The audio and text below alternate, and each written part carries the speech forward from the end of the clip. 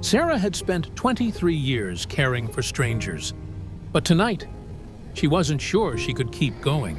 Then she met a patient who looked more afraid than sick, a man facing the longest night of his life. Sarah sat beside him and held his hand. Sometimes, that's all a person needs, to know they're not alone. What Sarah couldn't see was that someone else had entered the room.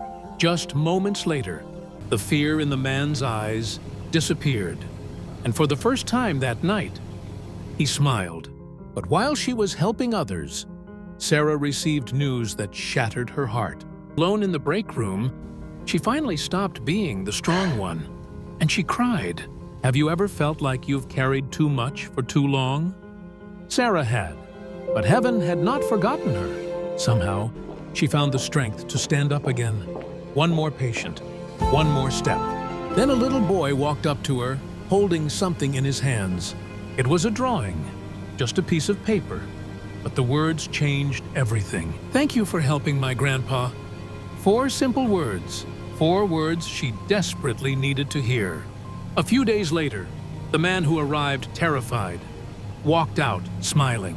Sarah thought she was saving lives, but that night, God was saving hers. Sometimes, the miracle isn't what happens to the patient. Sometimes, the miracle happens to the person who stayed. If this story touched your heart, leave an amen.